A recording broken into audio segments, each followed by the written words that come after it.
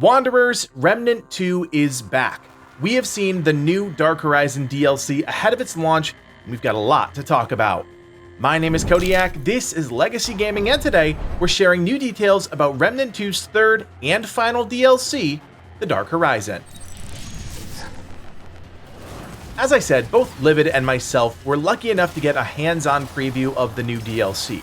And not only are we heading back to Narud, the fortress planet we fought through as part of the main campaign, but there are a number of new and refreshed systems that are being added to the game as part of a free update that will go live alongside the DLC's launch on September 24th. Now I want to start with Narud itself, because with each new DLC, the team really does one-up themselves in terms of scale and world design, and once again, they've managed to beat themselves. The new overworld agronomy sector is massive, and according to the team, is the biggest overworld they've built for this game. There are a few notable things about this new zone. First is how different the topography is. As you might recall, Narud for the most part is flat, with giant buildings that created any sort of verticality. With the agronomy sector, the world itself is actually multi-tiered, and players will need to traverse all of it if they hope to find what I imagine are loads of secrets the Remnant 2 team has hidden just on the edge of death. One way players will accomplish this is through a new glider system. When at a jumping off point, a drone will appear from a nearby chute. Players can grab on and begin to glide downward with complete control over their movements to the side and also with the ability to quickly descend. There are also heat vents that will propel the drone back upwards if they fly over them. Nothing too fancy here, but a very different experience for Narud. The other notable thing about this zone is all the vegetation. We don't know much about the origins of this strange part of the world frozen in time, but we do know that there's all manner of robotic guardians tending the crops and keeping a close eye on the fields. Throughout our hands-off preview, we get a great glimpse at some of the new enemies players can also expect to see in this new overworld, and some of them even appear later as dungeon bosses. By my count, I spotted at least 5 new enemies, but I know there'll be more throughout the DLC. The first is a floating robot channeling its inner General Grievous. 4 robotic arms flail as the enemy charges the player, forcing us to avoid the attack. Giant robot walkers also patrol the various fields using poison as well as physical attacks to attempt to kill the player in 2 distinctly different ways. Lurking in those same fields are variations of the floating husk enemy, this time shooting out orbs of energy that act as small artillery blasts. There are also sniper enemies that linger on the ledges, utilizing every aspect of the map's verticality. These look like blue orbs and will lock onto players, and after a brief second, a beam will pulse and the sniper will fire. Finally, one of my favorite new enemies in the DLC is a Venom robot, combining alien features with robotic ones. This enemy is wild in both its looks and moveset. On one hand, you've got an almost Venom-like arm that can extend and spread out, dealing damage. On the other hand, the robot's head acts as a powerful, energized weapon, and you'll have to navigate both sides of the enemy in order to defeat the new foe. As we've come to expect from Remnant 2's DLCs, a new archetype is being introduced, the Warden. This class excels at enhancing the playstyle of yourself and your teammates through its powerful drone. This can be used to shield, heal, or attack enemies based on what version you have equipped as a skill. The Warden's prime perk is Dynamic. This allows the player to automatically regenerate shield and greatly increases the base Nerudian energy reserve for the drone and turret, making the Warden a perfect match for the Engineer archetype if you're looking for a quick synergy. The first skill is the Drone Shield. While energized, the drone will constantly grant shield to the selected ally until they're at 100%, and will also reduce all incoming damage by a small amount.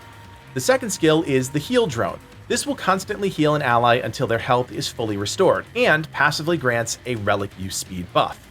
The final skill is the Combat Drone. Designed to be a constant offensive presence, an energized combat drone attacks any near threat near the selected ally. We also know of the Warden's archetype trait, Barrier. This unique trait increases the effectiveness of shields that the Warden applies, which means that even after applying protection to an ally, they'll also gain the benefit. At this point, we haven't gone hands-on with the Warden ourselves, so we can't speak to the perks, but we'll be playing the DLC ahead of its release, and you better believe we'll have more details around launch. I mentioned that the Dark Horizon isn't the only new content coming on September 24th, and I meant that, because a free update will drop alongside the DLC, and this introduces a number of new or revamped systems that make the game more engaging for longtime fans, and is actually pretty brilliant for first-time players. The biggest new content is a boss rush mode, and while on paper it's a pretty standard gauntlet-style game mode, there's a lot of important nuances to consider. For starters, there are 3 game lengths: Triple Threat, which features 3 bosses, Trial by Fire, which features 7 bosses, and the Gauntlet, which features 19 bosses. You're not fighting bosses back to back. Instead, you actually have to clear a Horde mode style level before you gain access to the boss. As you can see when you start the game mode, your first task is to kill enemies. You can move through the level to accomplish this, but enemies will also hunt you down if you're not moving fast enough. Once that bar is full, you'll have to defeat an aberration. This is the penultimate step to the actual boss battle. Defeating the aberration will make a powerful buff appear on your minimap. What I'm talking about are power pylons found somewhere within each map. These pylons will grant you one of 3 randomized buffs that you can select and will give you an edge as you fight through the entire gauntlet. Killing the aberration just reveals its location on the minimap. You can find these beforehand. Once you satisfy the prerequisites, you'll confront a boss, and while these are your typical Remnant 2 bosses, no quirky affixes or anything like that, it's the rewards that I think are most interesting. You'll earn Luminite, Corrupted Luminite, Simulacrum, Iron, Scrap, and XP, which you'll need a ton of for another new system. You'll also receive Corrupted Shards, which you can use at Dwell for some of the corrupted guns that have been added post-launch. Each boss also has a chance to drop any of the corpse drops or cast items you don't already have. For example, if you're missing a Yeisha World boss and you kill a Yeisha boss in the new Boss Rush mode, there's a good chance you'll get the item that you're missing. Finally, each boss will also drop its boss item, which means if you're still tracking down certain weapons and mods from bosses like the Ravager for say, it's a great way to farm for those items without the need to run something like Yeisha over and over again.